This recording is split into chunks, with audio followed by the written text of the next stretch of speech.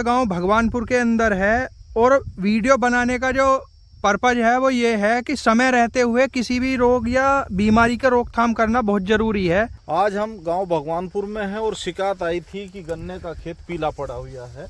ये गन्ने का खेत है और ये पीला पड़ा हुआ है जी। इसी पड़ जाती है, साथ ही साथ खरपतवारों के साथ में कीड़े और बीमारी भी ज्यादा पनपती है। जो ब्लैक बग आपको दिखाई दे रहा है, ये ब्लैक बग यहाँ देख लीजिए आप, इसमें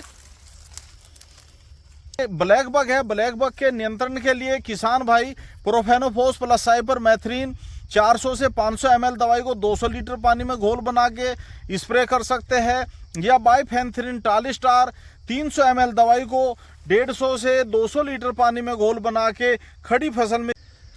राम राम भाई, किसान महकमा यूट्यूब चैनल फेसबुक पेज पे आपका स्वागत है। तो आज की जो वीडियो है गांव भगवानपुर के अंदर है और वीडियो बनाने का जो पर्पज है वो ये है कि समय रहते हुए किसी भी रोग या बीमारी का रोकथाम करना बहुत ज़रूरी है। और सामने कुशलवीर सिंह जी हैं, उनसे परिचय करवाएंगे, गांव के जो किसान भी हैं उनसे परिचय करवाएंगे।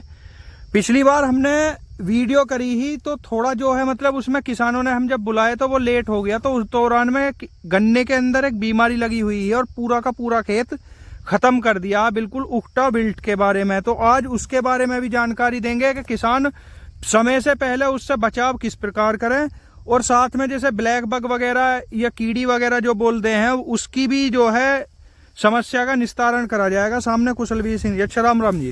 राम राम जी, नमस्कार सभी श्रोताओं को। मैं Kushalveer, senior cane development manager, Simbhaoli sugars limited, Simbhaoli ji. आज हम गांव भगवानपुर में हैं और शिकायत आई थी कि गन्ने का खेत पीला पड़ा हुआ है।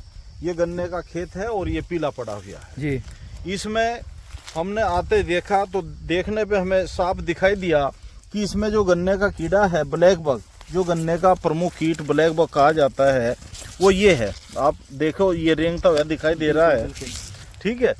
इसके अलावा और जगह देख लेना, दूसरी जगह भी मिलेगा। इसमें देखो, ये इस तरह से ये ब्लैक बग दिखाई दे रहा है। ये कोमल पत्तियों का रस चूसता है और उसके बाद गन्ना पीला पड़ जाता है। इसके बढ़वार के पीछे कारण ये है कि अनटच प्लॉट और पेड़ी के खेतों में ये ज्यादा दिखाई देता है।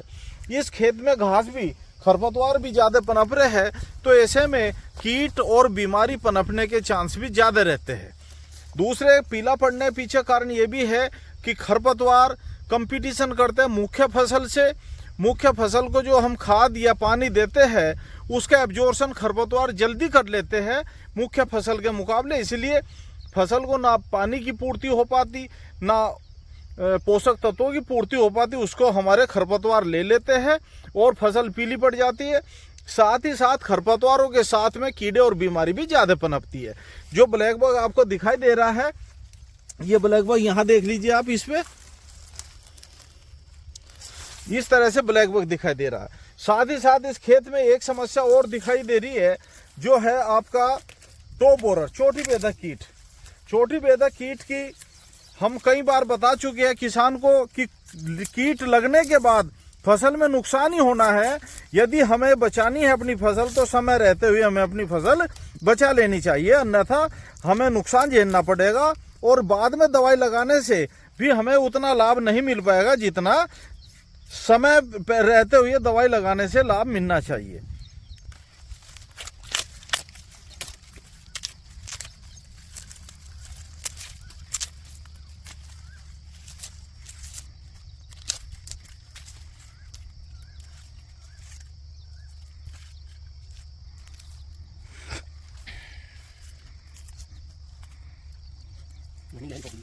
नहीं मिलेगी ना का तो कोई मतलब ही नहीं है। करो जी, एक बार हाथ करो जरा। ये टॉप बोरर का प्रकोप भी खेत में दिखाई दे रहा है। टॉप बोरर की जो लार्वी है, ये सूंडी साफ दिखाई दे रही है। ये दूसरी पीढ़ी की जो लार्वी है ये एंटर कर चुकी है इस टाइम पे। तो इस टाइम पे यदि किसान दवाई का भी प्रयोग करेगा तो ये नुकसान उसका हो चुका है और किसान कहेगा कि दवाई ने भी कोई काम नहीं किया है। इसलिए कहावत है, prevention is better than cure. उपचार से बचाव बेहतर है। उपचार की जगह एग्रीकल्चर में प्रिवेंशन, बचाव किया जाता है, यानी कीड़े और बीमारी लगने से पहले हमें दवाई का प्रबंध करना पड़ता है। तो जो है ये ब्लैक बग है, ब्लैक बग के नियंत्रण के लिए किसान भाई प्रोफेनोफोस प्लस साइपरमेथ्रिन 400 से 500 ml दवाई को 200 लीटर पानी में घोल बना के स्प्रे कर सकते हैं। या बाइफेंथ्रिन टालिस्टार 300 ml दवाई को 150 से 200 लीटर पानी में घोल बना के खड़ी फसल में स्प्रे करने से ब्लैक बग कंट्रोल कर सकते हैं। बाकी ये टॉप बोरर है, इसकी रोकथाम के लिए आप पौधे करना है तो ज़्यादातर आप ट्वेंटा या सुपर सिक्सर का प्रयोग करें। 50 ml ट्वेंटा और 400 लीटर पानी में घोल बना के प्रति एकड़ की दर से लाइन ड्रेंचिंग करें सूखे खेत में, और 15 दिन तक खेत में नमी बना के रखें तो आपको अच्छे परिणाम प्राप्त होंगे। इसके अलावा आप एक सुपर सिक्सर की किट जिसमें CTPRL 150 ml है 18.5% में, आपका इमामेक्टिन 5% में 100 ग्राम है, और आपका ग्रोथ प्रमोटर ग्रोमोर करके 250 ml है, उस सब को एक साथ घोल बना के 400 लीटर पानी में घोल के आप प्रति एकड़ की दर से ड्रेंचिंग करें। जहां पेडी गन्ना है या पत्ती फैला रखी है या पोगले छोड़ रखे हैं, वहां पे आप ग्रेन्यूल फॉर्म में सिंघम, वर्टागो, फटेरा इत्यादि 8 किलोग्राम सिंघम या फटेरा इस्तेमाल कर सकते हैं और 5 किलोग्राम वर्टागो प्रति एकड़ की दर से कोई सा एक इनमें से प्रयोग किया जा सकता है। एक सवाल आपका था कि पिछले साल गन्ने में खासकर 118 वैरायटी में, 15023 वैरायटी में, 13235 वैरायटी में, इनमें आपको विल्ट रोग दिखाई दिया था। विल्ट रोग के सबसे प्रमुख कारण है रूट बोरर। रूट बोरर जड़ बेधक कीट जब इंजरी करेगा जड़ में तो उससे विल्ट रोग की जो फफूंदी है फ्यूजेरियम सैकेराई वो उस होल के माध्यम से एंटर कर जाती है पौधे में और उसमें विल्ट रोग लग जाता है, उकठा जिसे हिंदी में कहते हैं। और उकठा की मुख्य पहचान है कि गन्ना बीच में पहले तो गन्ने की पत्तियां पीली पड़ती है, फिर गन्ना बीच में खोखला होना शुरू हो जाता है और साथ साथ गन्ना पिचकना शुरू हो जाता है और पूरा गन्ना सूख जाता है, जिससे किसान को उपज में भारी नुकसान का सामना करना पड़ता है। उसकी रोकथाम करने के लिए सबसे पहले हमें रूट बोरर का कंट्रोल करना है। रूट बोरर को कंट्रोल करने के लिए आप बरसात से पहले खेत में 500 मिलीलीटर बाइफेंथ्रिन जिसे टालिस्टार कहते हैं, FMC ब्रांड टालिस्टार है, उसका आप 500 मिलीलीटर दवाई प्रति एकड़ की दर से सिंचाई के साथ मुहाले पे रख के, जिसे नाका कहते हैं, नाके पे रख के बूंद बूंद टपका के पूरे खेत में समान रूप से फैल जाएगा। उसमें आपको अलग से मेहनत भी नहीं करनी पड़ेगी। इस तरह से भी कर सकते हैं या ड्रेंचिंग करके आप पानी लगा सकते हैं। दोनों में से जो विधि सुविधाजनक हो उसका आप प्रयोग कर सकते हैं। बाकी आप अपने खेतों में ट्राइकोडर्मा का प्रयोग करें जिससे फफूंदी जनित बीमारी नहीं लग पाएगी।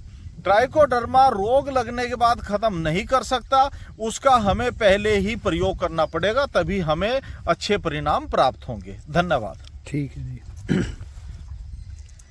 अच्छा, राम राम जी। राम राम। अपना परिचय करवाओ जी। लक्ष्मण सिंह, गांव भगवानपुर। कोई सवाल है जी, ये अब का लेट जितनी भी पेडी ये पौधा कटा है उसमें पेडी फूट कर नहीं आ पाई। अच्छा जी। हाँ जी। हाँ, इसके लिए जब पेड़ी प्रबंधन पे हमने कई वीडियो बनाई है, हमने उसमें भी बताया था और आज भी यही है। वैसे तो समय पीछे जा चुका है, अब क्या पछताए होता है जब चिड़िया चर गई खेत। तो उसमें यही है कि गन्ने की जब हम कटाई कर रहे हैं, कटाई के तुरंत बाद गन्ने में सिंचाई करें और यूरिया का प्रयोग करें।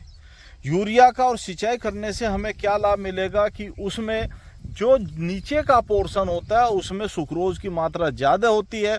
सुक्रोज में स्प्राउटिंग होना बड़ा मुश्किल होता है, तो ऐसी स्थिति में हमें खेत में नमी भी बनाने और यूरिया का प्रयोग करना ताकि उस जड़ के गन्ने में उपस्थित सुक्रोज ग्लूकोज में कन्वर्ट हो जाए और आपका पेडी का स्प्राउटिंग जो फुटाव सुचारू रूप से हो जाए। इसके लिए हमें ये करना जरूरी है। या फिर गन्ने में कोई बीमारी का, पहले पौधे गन्ने में कोई बीमारी रही है, रूट बोरर वगैरह का ज़्यादा प्रकोप रहा है, ऐसी स्थिति में पेडी से आपको दिक्कत आ सकती है। तो ये दो कारण है। एक तो आप खड़े गन्ने में बरसात के दिनों में या बरसात से पहले टालिस्टार का प्रयोग करें 500 मिलीलीटर, और जब आप पौधे गन्ने की कटाई करें, कटाई के तुरंत बाद पानी लगाए और यूरिया का प्रयोग करें, उससे पेडी का फुटाव अच्छा आता है। ठीक है जी। राम राम जी। राम राम। अपना परिचय करवाओ जी। जितेंद्र सिंह, गांव भगवानपुर। कोई सवाल? बजी यही है टॉप बोरर का ही सवाल तो अब तो फिलहाल तो। चलो जी, टॉप बोरर के बारे में तो बताइए कुशलवीर सिंह जी। अच्छा, राम राम भैया। राम राम जी। अपना परिचय करवाओ। मेरा नाम रोहित कुमार, गांव भगवानपुर।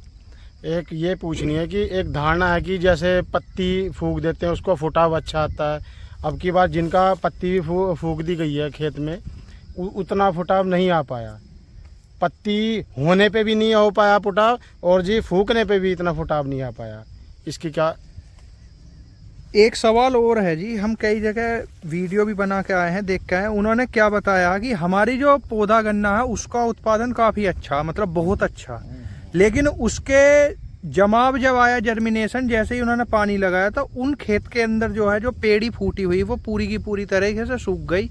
अगर उसे खोद कर देखा गया तो उसके अंदर रेड रोट पाया गया। क्या वो रेड रोट जो है पहले से ही उसमें उपस्थित था या जब पानी लगा उसके बाद एक्टिव हुआ? देखो, पहले तो इनका सवाल था, पहले मैं उसका जवाब दे दूं कि पत्ती जलाने की धारणा आज के मॉडर्न टाइम में बंद कर दी गई है। पत्ती जलाना जो है सरकार के द्वारा भी, एनजीटी के द्वारा भी प्रतिबंधित है और किसान को भी इसका नुकसान होते हैं। देखो, पत्ती जलाने से क्या होता है, जब जो जमीन में माइक्रो ऑर्गेनिज्म है वो भी जल जाते हैं, जो मित्र जीव है वो खत्म हो जाते हैं। दूसरे पोटास और सल्फर यानी 6 इंच गहराई तक का ये समझो वो खत्म हो जाता है जब हम कोई भी क्रॉप रेजिड्यू फसल अवशेष जलाते हैं। तो पत्ती तो नहीं जलाना चाहिए, लेकिन इसका मतलब ये भी नहीं है कि पत्ती के बहुत ज़्यादा ढेर हो। जहाँ पत्ती के बहुत ज़्यादा ढेर होंगे वो भी आपको फैला देने चाहिए, समान रूप से फैला देने चाहिए।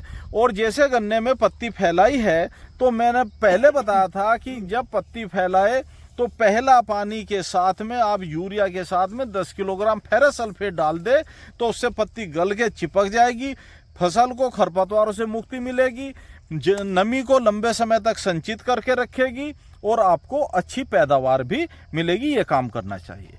दूसरा जो आपका सवाल था कि उसमें रेड रोट या विल्ट या रूट बोरर, इसमें से तीनों में से कोई भी चीज हो सकती है जिसे बिना देखे निर्णय करना बड़ा मुश्किल होगा। यदि रेड रोट है तो ऐसा नहीं है, रेड रोट का माइसीलियम जमीन में पड़ा रहता है। सुटेबल उपयुक्त वैरायटी आने पे एक खेत जमीन सबकी सेम है, लेकिन 38 बोएंगे तो क्या नाम उसमें रेड रोट आ जाएगा, दूसरी वैरायटी बोएंगे उसमें नहीं आएगा, 18 में नहीं आएगा। तो ये सीड से भी और जमीन से भी दोनों जगह से आता है। तो जमीन में पड़ा हुआ है तो एंट्री कर जाता है और इसका एक टाइम होता है कि सुटेबल एनवायरनमेंट मिलने पे ही ये मोस्ट हॉट जब टेम्परेचर होता है, जब ज़्यादा इसका जो माइसीलियम है जो जब ज़्यादा ग्रो करता है। तो ऐसी स्थिति में जहां आपको रेड रोट की संदेह है उसमें खड़े गन्ने में आप ट्राइकोडर्मा लिक्विड 2 लीटर प्रति एकड़ सिंचाई के साथ लगा दे, क्योंकि उस टाइम पे आपको ना खाद लगानी है ना दवाई लगानी है। तो उससे काफ़ी हद तक हम रेड रोट से वो समाधान पा सकते हैं। दूसरे एजोक्सिस्ट्रोबिन प्लस डाइफेनाकोनाजोल हमने ये इसीलिए कंपलसरी बताया था रेडून मैनेजमेंट के लिए कि इसमें रेड रोट लाल सड़न रोग के अगेंस्ट या इसके प्रतिरोधी इसमें ये केमिकल है। और ये लेटेस्ट रिसर्च से सिद्ध हुआ है कि एजोक्सिस्ट्रोबिन प्लस डाइफेनाकोनाजोल जो टकासी, एजोडेजो, अजाका ड्यू, एमिस्टार टॉप अलग अलग कंपनियां इसको बनाती है। 200 मिलीलीटर दवाई को 200 लीटर पानी में घोल बना के लाइन लाइन स्प्रे कर दे या ड्रेंचिंग कर दे और आप पानी लगा दे खेत में, तो उससे भी रेड रोट से हम अपनी फसल को निजात पा सकते हैं। ठीक है जी। राम राम भैया। राम राम जी। अपना परिचय करवाओ भैया। शुभम नाम है मेरा, गांव भगवानपुर है। कोई सवाल? नहीं जी। जैसे कुशलवीर सिंह जी वीडियो में जानकारी दे रहे हैं तो कुछ ऐसा तो ना लगा गलत चीज बता दी हो? नहीं जी, गलत कुछ नहीं, बिल्कुल सही बताई है सारी उपयुक्त है सारी जानकारी। हाँ जी। तो भैया आज की जो वीडियो है वो गांव भगवानपुर के अंदर ही, और इसमें जो है ब्लैक बग जैसे कीड़ी वगैरह जो लग जाए, चींटी टाइप, काली चींटी बोले हैं बहुत से, उससे भी जो है गन्ना ग्रसित था। और कुछ जो है मतलब टॉप बोरर के बारे में भी जानकारी दी गई। अगर वीडियो अच्छी लगी हो वीडियो को लाइक करें भाई, चैनल ने सब्सक्राइब जरूर करें। राम राम जी।